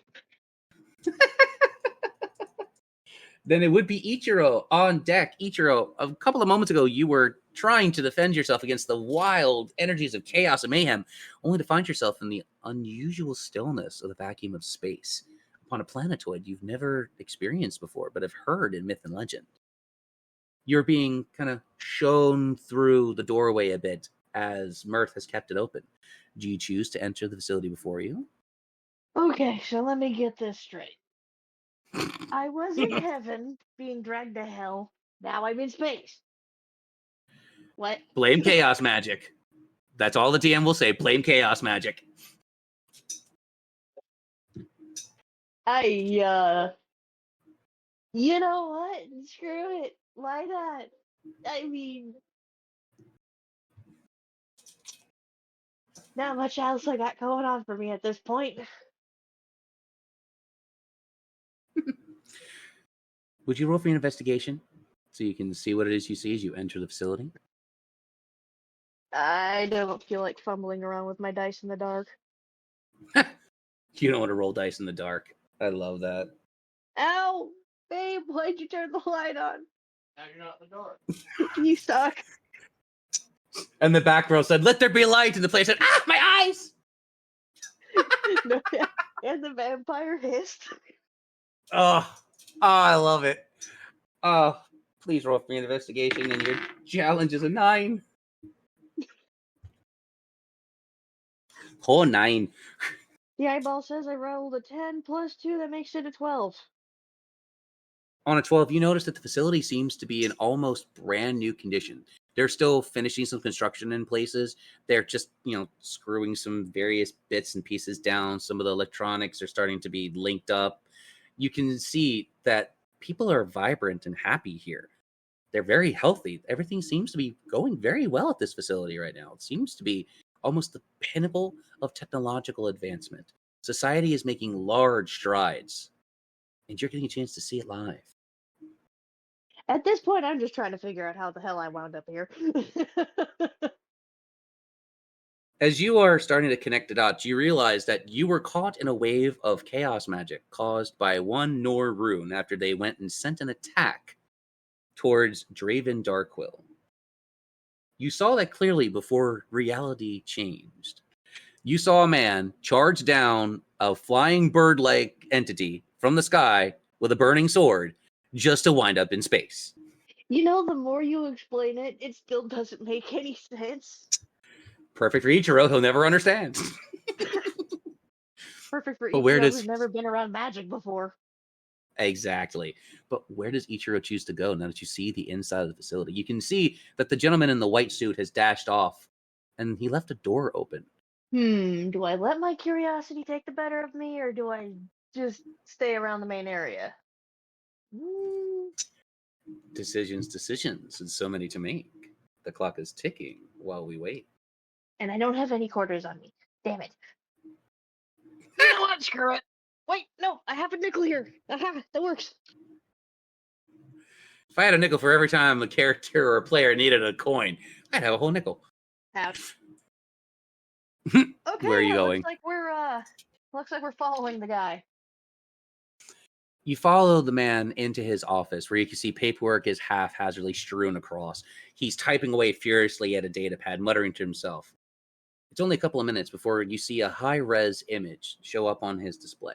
It's one of the interior caves, right? Where you see images have been carved into the wall. You notice one of the figures on the wall looks very similar to the entity known as Mirth. You see another looks a lot like Niram, another looks like Mycella, another looks like you. And when you look at the timestamp that's listed on the computer, current year, 3350. Site found, 3320. What? But that. What am I doing on that wall? I don't even know why you're on the wall. I've been studying it for the last 15 years. And yet here you all are. How very strange. Not as strange as the day I've had today, buddy. Tell me about it. I woke up this morning having coffee and now you're here. Well, let's see. I got fired from my job, lost in the woods, wound up in this weird place. I don't even know how to explain it, but there were people screaming everywhere. Somehow wound up in, like, the only way I could explain it, it's like lots of clouds and everything's white and gold. Were you at the Then everything holodeck or went to- something? No, I'm not done yet. I am not done yet. Concerning. Somehow I wound up haunted by some kind of demon thing. Oh yeah, and let's not forget the fact that I got drunk off of some weird ass drink and wound up accidentally bringing a kid to hell. My friend, I believe you've been hitting more of that star juice than you should. We don't have things like that here. We are people of science. We don't have demons. Ho, ho, ho, what an imagination on you. I believe we're going to have the most wonderful stories, my friend. I'm going The to most point at my shadow. wonderful. Tell him that. Tell who what? He sees nothing out of the ordinary of your shadow. You're inside an interior lit building with almost styled LED lights. You're not even casting a shadow right now. But he, what? My friend, I think you've seen far too much adventure. Come with me to the med bay. I believe you might need an examination. In fact, there's a wonderful new serum we've just developed to help us out here. I believe you'll be a beautiful candidate. But I know what I saw. I think. Right? My friend, if you think you know what you saw and you don't know what you did see, I believe you're seeing things, and we need to get you some help. Come with me. And he kind of gently lays an arm on your shoulder and leads you towards the medical wing of the main facility. You can see there's like a concerned look on the guy's face as he walks with you. But I'm telling the truth, man. I swear. Oh, I absolutely believe you're telling me the most amount of truth you possibly can, and so we need to get you some of the help you drastically need. Oh, thank you, Ichiro. Thank you. I'm not crazy. I swear. That does bring us, however, to Mycella. Mycella, where once you were in the arms of someone for support from all the chaos and mayhem, now you find yourself in the calm vacuum of space, and the moon's rays begin to pour down on you. Due to some of your ancestry, this does have a little bit of an effect, as you take on a more darkened motif compared to your usual light-filled self. The moon calls upon you, and you answer.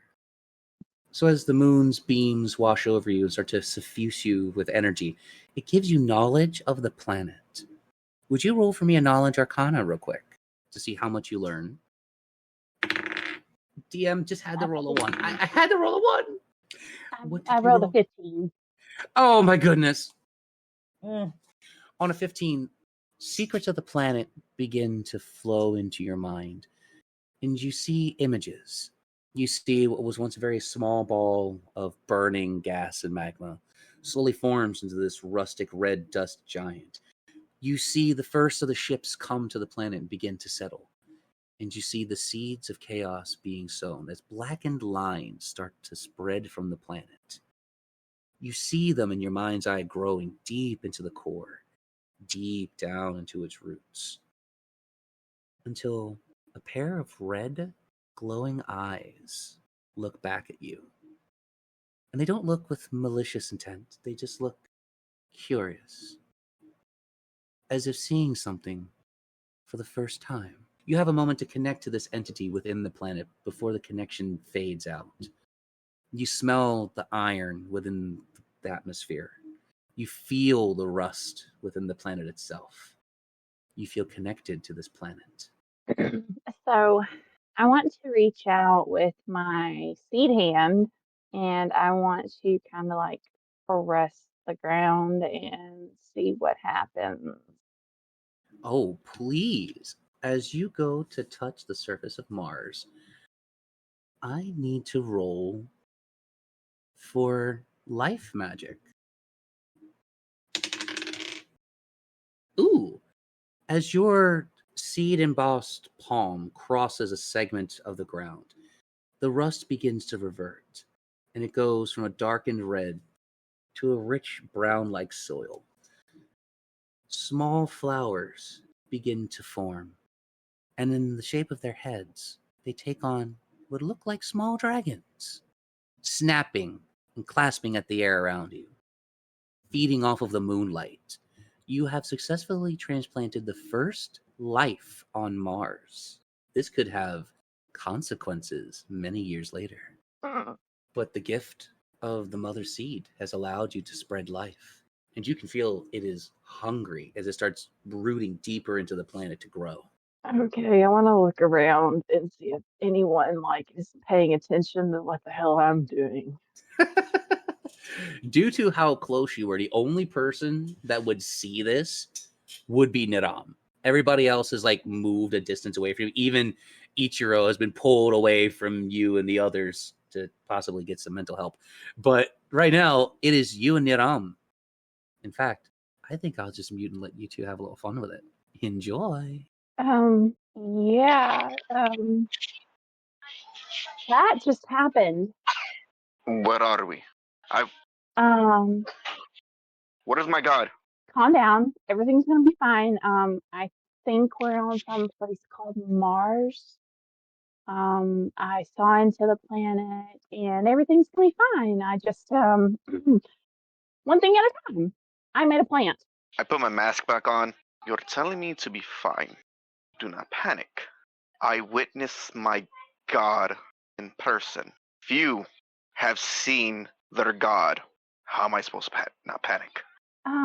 Well, I'm not really sure, and I want to. Oh, nothing's gonna work. My Stella looks up and is like, so, and then snaps her fingers, and in a split second transforms in front of Niram to try and like distract him from his god. All right. Do you reveal your true form to Niram in this moment? I do. Then I will mute and let you describe that. Before Niram stands a 5 foot tall, slender figure with a purple and black streak, mushroom top, mushroom moss and lichen like armor, 3 daggers, one at each hip and one at her spine, made from mushroom stalk. And she just kind of looks up at you sheepishly and's like, everything's going to be fine. It's not as it seems. This explains why you're talking to grass. Makes sense. Please keep this between you and I, though. Don't worry, little one. Your secret is safe with me. And in an instant, I snap my fingers back and resume the face of Marcella. If there is grass here, are you going to talk to it too? I might. Are you going to hold it against me if I do? Okay.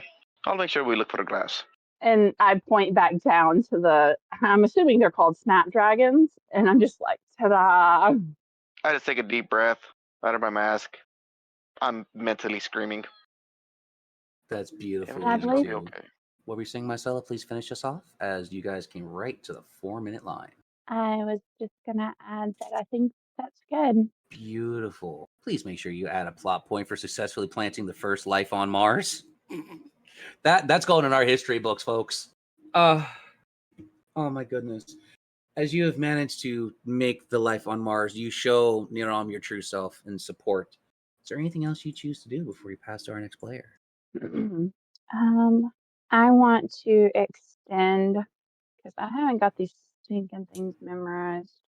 I want to extend one of my daggers and watch it transform into a violet mushroom. Absolutely. And hand it to Naram. And it Beautiful. will be 5 temporary hit points. Beautiful. Oh, hold on. Niram. 5. Yes. 5 plus. Yeah, no, 5. Okay, so that mushroom, Niram, passes to you easily. If you choose to eat it, you'll add an extra 5 HP to your temporary HP pool. Thank you. Our perspective pops to Nyak. Now, Nyak, originally, you'd come in to see chaos everywhere. You tried to blast an entity in the face and kind of missed. It's as you were dealing with the consequences of heaven and hell fusing that you find yourself in the open expanse of space, seeing stars, something of which you had been told of a lot, but only got a chance to see from the original viewpoint of the upper realm. You have yet to touch them with your hand, but you are so close you could grasp them. What do? Nyak, did we lose you? Nyak's first reaction is just going to be, whoa, and then try to jump up to reach them. I love how the first word was whoopsie, then whoa. The two extremes. You're going to physically try to jump and touch a star in space? Yes. Nyak is just like, I got so cool. All right, what is your normal jump height on your character sheet? I just know the walking speed of 30. Then you jump 60 foot straight up thinking you are going to grasp onto a star, but your fingers just kind of wave through the empty vacuum of space, unable to touch anything. Aww. Saddening. It's like you almost had it in your hand. Oh, you almost had it. Not quite. Yep. You land, there's a little poof of dust around you as you kind of crash back down to the surface of Mars from your jump. Where do we find your mind address? I have to know. Where does Nyak go? I can't touch those, sadly. All right. Well, that's a big building. Let's go see what there is. And just starts walking towards the front door. And are there like windows where I can see like the people passing by and stuff like that? Oh yeah, some of the tubing that connects the various buildings is literally see-through, so you can see all types of people moving crates, moving equipment, hooking up technology.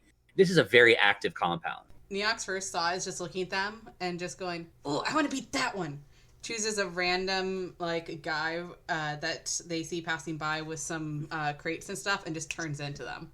Instantaneously, where once there was a dragonborn elderly gentleman that is barely moving very well, you instantaneously pop and appear to be a dragonborn, slightly less injured, but still looking a little more old than you expected. Cool. Okay. Now I can go inside. And I'm just going to walk inside and start, like, wandering around the complex to see what there is. At this point, Neok is just kind of curious, because they're just like, I've never seen anything like this. You know, I don't get to say Roll goodbye for to- me. Yeah, please roll for me an investigation so you can see exactly what it is. I got to describe this to you. You took on an employee, so it means that the security thing's just going to recognize your badge. Exactly. That's a 14. That is an 18. Roll me anything higher than 14. Oh my god. On an I got a 18, 19 it's like, -1. oh my god, it's great, even with a -1. As you walk through the central doorway and it scans your ID, you hear, welcome, Operative Bobbert. Thank you for your time today. You currently have 0 ETO hours. Please see your manager at once. What's an ETO? Okay, hi. What is ETO and where's a manager? You see a little arrow pointing towards an open doorway that says Ollivander Rast, Director of Operations. Thank you, random voice. And I'm just going to start walking. As you start walking in the distance, you can hear a man who literally seems to be having like a mental breakdown. As you see, walking out of the office is Ichiro being supported by Ollivander as they walk towards the medical bay. Hey, I know that one. And I'm just going to start running up. She's like, I know you. You were at the other place. I suppose that is Ichiro that you were trying to communicate with? Yes. Ollivander, fascinated by the fact that another person from one of the wall inscriptions has just walked up, is just watching this, right? Because whether you know it or not, all of the cameras around the facility are always on, and he saw you transform.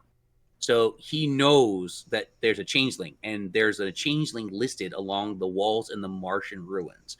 So, like, he's trying to put 2 and 2 together, but you look like one of his employees, so he kind of, like, can't quite put 1 and 1 together. So he thinks one of his employees is about to talk to one of the chosen people. I'm going to put 4 minutes on the clock. Ichiro, you go ahead and do this with Neok. I got to hear this. I got to hear this. So yeah, Neok just I have a walks up. She's like, I know you. You were in the other place. What? Do I know you? Yeah, we were into heavens, and then there was like the 2 big things that were fighting each other, and then there was the really big thing that everybody was fighting, and there was a lot of crazy stuff, and there was this weird like crazy person that said some weird stuff. I'm not going crazy! Ha! In your face, old man! What? Still to be determined. Hi. Who are you? Who am I? Well, I'm supposed to be your manager based on your... Wait a minute. You're not Bobbert, are you? Is that who this is? I'm gonna turn to Ichiro. Is that Aha! who this is? I caught you. You are hiding as one of my employees. Now I'll know who you are. Tell me, what is your name, mysterious one? I'm Neok. What's ETO? And all the color fades out of his face as he hears the name Neok. He goes, I don't even have time to explain ETO. I know of you. I know of all of you. We're all doomed. And he goes silent. I'm gonna just turn Wait. to Ichiro. Do you know what's going on? No, not a clue. But you didn't happen to see me shoving anything into my shadow earlier, did you? I'm sorry, what? Okay, cool. Never mind. Don't worry about it. It's nothing important. But, I mean, we don't really have shadows right now. There's lights kind of everywhere. But, I mean, you could have, I guess. Magic lets you do whatever. What do you mean magic? I don't know what you're talking about. Oh, yeah, magic does a lot of cool stuff. And I'm going to turn to Ollivander, and I'm going to cast Tasha's Hideous Laughter as, like, proof. You see Ollivander start freaking out as laughter starts ringing in from nowhere, and he can't figure out where it's coming from. The man is literally, like, losing his shit. All right? Like, the hair is getting all frazzled. The suit's starting to get ruffled. He's literally having a mental breakdown when all he wanted to do was help someone who appeared to be having a mental breakdown. Time is returned to you guys. See? I can make people laugh. Magic does all sorts of cool stuff. Stage audio. All good. My headphones were down. But see, I can do magic and make people giggle. Look, where I'm from, the most magical thing I've seen anybody ever do is pull a rabbit out of a hat. I don't know how to do that. But I can You do some card other cool tricks? stuff. But, yeah, no, ever since I got pulled into whatever the hell this is, I feel like I've been losing my mind. Just consistently. Well then, And no matter where I go, no matter what happens, it's just been slowly getting worse. Well, I mean, you can do what my goddess and genie always tell me to do, which is just go with it. My genie, by the way, is about water, so like it's all about go with the flow. It's really fun. I kind of want to take a nap. Oh well. But yeah, you can do all sorts of cool stuff and just go with the flow. It's more fun that way. Right. So there's a natural flow to me just magically having a demon possessing my shadow. You have a demon. Oh, that sounds cool. That's the thing I was shoving back in because it won't shut the hell up or leave me alone. Okay. Did I mention it's a kid? So it's like worse somehow. Okay. Well, I mean, now you always have a friend. Don't call it that, please. And at For this my point, sake. I'm gonna realize that Ollivander is still laughing. Be like, oh shoot, and end the spell on him. Ollivander takes like the deepest breath he has had all day as the unusual laughter stops. He's like, I can think, I can feel, but we're all still doomed. How so? Oh. Well, most of the people that have come here are on an experimental serum, and we're watching them very carefully, but I've noticed some very troubling things lately. Very troubling hyperaggression from some of our workers. They seem to be growing unsettled, and I can't imagine why. Wait, and you were gonna put me on that? Oh, hell Oh, no. details. It's already happened. You fail to notice that there's a small little band-aid on your arm. What? What happened? My friends, we operate quickly around here. We have the friend that offers you friendship. You never know what could be on the other side. Huh? Friends are friendly. What are you talking about? As he Oh, says God, this, I've been drugged. you see him give a wink towards you, Ichiro, before he vanishes from sight entirely. He moves fast. I've been drugged, and then he just disappears. What the hell is going on here? What is drugged? Niak, as you are coming to this realization, I'll give you an option. Do you want to do an Arcana check to see if you know what drugged means, or do you want to do a Detect Magic to see if you know what happened to Ollivander? I want to. Niak wants to see what happened with the weird guy. All right, roll for me Detect Magic and do better than a 17. Is that Arcana or something else? Yeah, that's Arcana. Okay. That's a 10. You cannot, to the best of your knowledge, though you have seen heaven and you have seen demons, you cannot figure out what magic this man just used to get the hell out of here. It does not make any sense to you at all. Yeah, Niak just looks at Ichiro. She's like, "What's drugs?" Also, where the hell did the guy go? I don't know, man. He stuck me with a needle full of God only knows what, and I just want to go home. Well, I mean, Ichiro, go ahead. can you roll for me a D10 real quick? Oh no! Right as Niak is saying this, mind you, roll for me that D10. No. Do better than a 2. Oh. You're like, oh. You're like, oh no. Oh, this is fine. It's like, oh no! I'm being forced to roll. God only knows what. Oh, just a 2. Okay. Hold my beer. Wait, hold on. What was I rolling again? Just 10? D10. Okay. Please roll a 1. Yeah. Please. Not today. It is an 8. On an 8, all you feel from where you got the little injection is a weird, odd tingle. Nothing unfortunate, nothing uncomfortable, but a little tingle.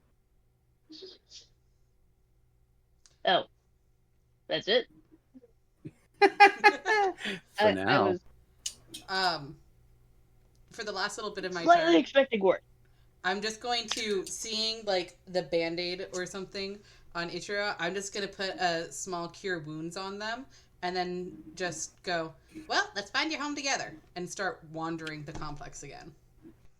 You're attempting to cast Cure Wounds when a person has had chaos magic entered into their body via an injection. Oh. Oh, no. Yeah, Oh.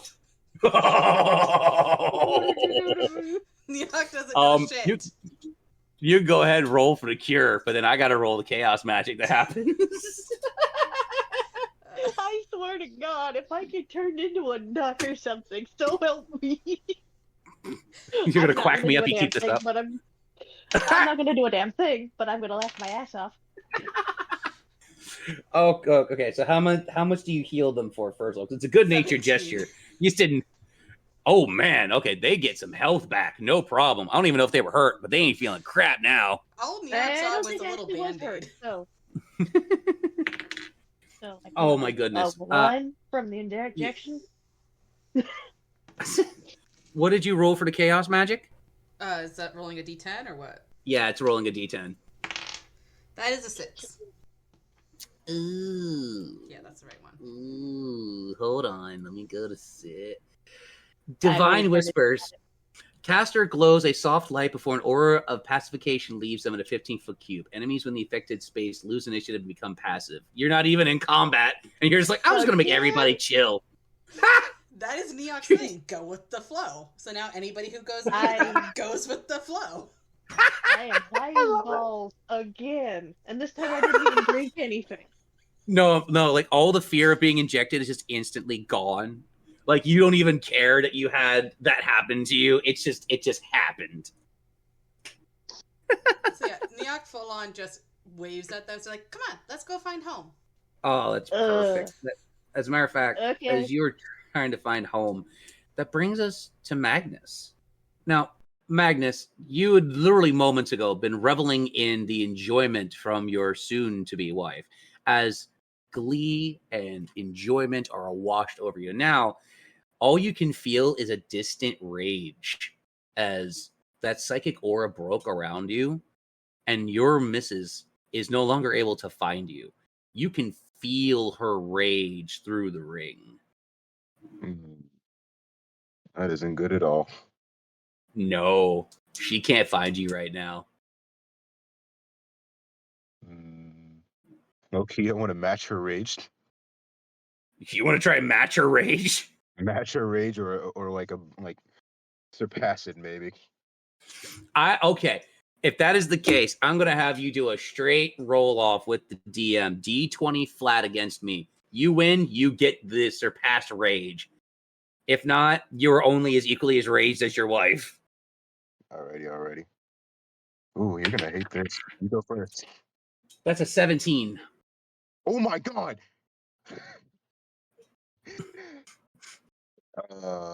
You're not gonna like this. Check VC chat. You match the DM. Your rage is seething to the point where even Regretta is starting to feel like, oh, because she's seeing the amount of rage pouring off of you, and it is not anything like she's ever seen before. It almost becomes like a flattering trait, just how pissed off you become. Love that. Like you're just a giant, raging, seething ball of hatred right now on the planet Mars in the vacuum of space where no one can hear you scream in rage. Oh, I love it. Oh, what do you do? You're so angry. You're angry at the world and the universe around you. How do you take out your rage? Are there any towns nearby? There is the main complex of Sahara. I mean, it'd be bad if nothing left to it. I just like angry stomp on the way there. Oh yeah, The building is enough. I just started mumbling to myself like, damn it. As your rage builds, there is a large section of wall before you that seems like a really nice target. Like a really nice target. You're enticing me, friend. I mean, that's kind of my job, but it's a really nice target. I just posture myself and look at it for 2 seconds, and just like my fist don't even seem like it moves. It just like destroys the wall. Oh man, you destroyed the wall to the central solar field and grain facility. The vacuum of space rushes in, and as it does, you have just slain 5 innocent workers for rapid decompression. The plants die, and the generator cracks. You hear warnings. You hear warning signs start flailing off around the facility, Klaxian calls of danger and doom. It's almost as if Ollivander knew today was coming. They shouldn't have been in the way of my fist. I love that. Is there anything else you want to do? I just want to get into a random fight. That's all. Oh, God. You're just looking for a random target. I'm going to let you wander the facility pissed off, looking for a target. Oh, God. As we come around to Nasha. Oh, Nasha, originally you were chilling, just enjoying yourself on a throne, watching as chaos and mayhem is unfolded. And due to the nature of your magic, you're still very much in heaven and hell that has been fused. You are still watching the ongoing struggle of Dendar, of Elnora, of Sutur, and of the Tarask. You are sitting back watching all of this happen as your allies were winked out of existence. I can't help but wonder, what do you do? Okay, not gonna lie, that is a shock for me. I thought I also got. Oh, no. You started this whole event. You're protected for certain magics. You can always head to the same plane where they're at. You have that access. But you're watching what's happening in heaven and hell right now, the only witness to what is about to unfurl. How fascinating. Well, damn.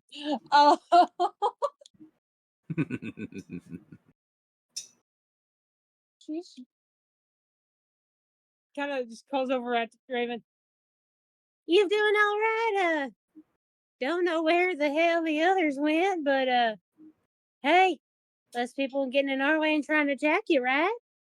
I saw that piece of try and stab you. Don't worry about him. He made the mistake of hitting me. I sent him well. He won't be any problem for us for a little bit. Let's just say they're off on a grand adventure. As for what's happening here, take a step back and breathe deep. You're gonna want it. Fine by me. And she just sits in that same spot. As you sit back in the throne, your eyes widen as waves of energy begin to pour off of Draven, right? It's almost like as every wave hits, it grows with more and more intensity. You hear him cackle as he looks you dead in the eye. Get ready for the main event. I've been preparing for this for a millennia. Once more, he slams that staff down. Blackened lightning encapes every last bit of what is left of heaven that attached to hell. And it's corrupted and consumed. There is not a singular piece of heaven left as the whole realm has fallen. And Elnora, with the last of her strength, turns, going from an elder being of light and hope to falling, corrupting, and becoming an entity of depravity and destruction. As she is fully fallen, she sends a wave of energy herself out through a dimensional doorway. And it's just on the other side that you get to see through this door from your angle. There's a very reddish-looking planet. The stars are light and bright. It seems almost abnormally peaceful. As this wave of corruption passes through the realm, you see there's a small patch of snapdragons. Nice, bright, and vibrant. They grow bloodthirsty, snapping ravenously. Draven has allowed the corruption to seep through to other realities. And you are the catalyst. Oh, they're in for a heap of trouble. They're in for more than just that. I'm sending you over there to watch them.